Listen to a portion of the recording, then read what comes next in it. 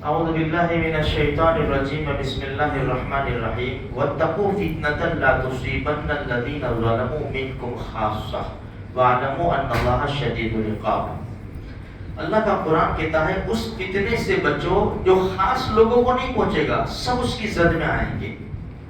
اللہ کا عذاب بڑا سخت ہے۔ فتنے کب سے شروع ہوئے؟ صحیح مسلم شریف کی روایت ہے، حضرت حذیفہ رضی اللہ تعالیٰ عنہ راوی ہے، فرماتے ہیں کہ ہم عمر ابن خطاب رضی اللہ تعالیٰ عنہ کے پاس بیٹھے ہوئے تھے۔ حضرت عمر رضی اللہ تعالیٰ عنہ نے فرمایا تم میں سے کون ہے جو فتنوں والی حدیث اللہ کے رسول صلی اللہ علیہ وسلم کی زیادہ جانتا ہو؟ تو حضرت حذیفہ رضی اللہ تعالیٰ عنہ فرمایا میں ہوں۔ عمر ابن خطاب نے فرمایا بڑے جرأت مند ہو۔ حالانکہ حضرت حذیفہ ابن یمان اللہ کے رسول صلی اللہ علیہ وسلم کے بھیدی تھے۔ ہاں، تو اللہ کے رسول صلی اللہ علیہ وسلم نے بہت ساری باتیں بتائی تھی ان کو، تو فتنوں کی زیادہ حدیث حضرت حذیفہ رضی اللہ تعالیٰ عنہ جانتے تھے۔ فوراً کہا میں ہوں۔ عمر ابن خطاب رضی اللہ عنہ فرمایا بہت جرأت مند ہو تم، فرمایا بیان کرو۔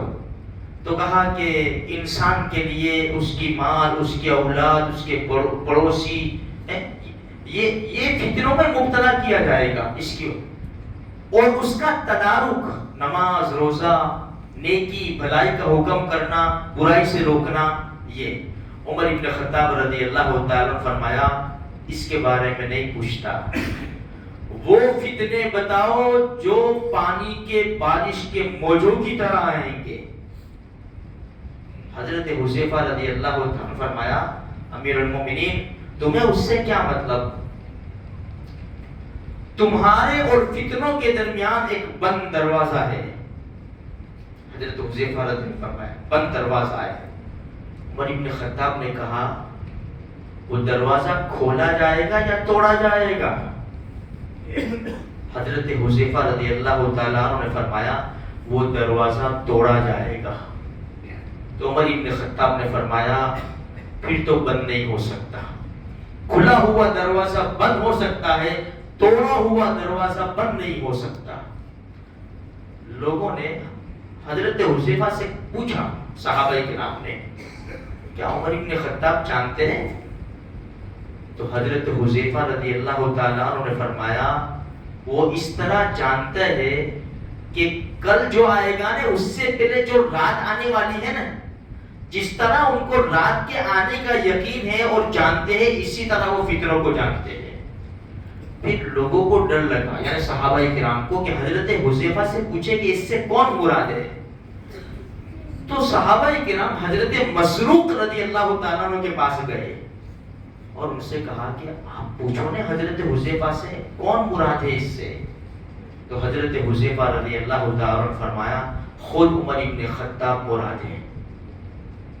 جب ان کو شہید کر دیا گیا، جب تک یہ تھے فتنے دبے ہوئے تھے، ڈنکا بج رہا تھا، کسی کی مجال نہیں ہوتی تھی، یہاں تک کہ شیطان بھی راستہ بدل لیتا تھا۔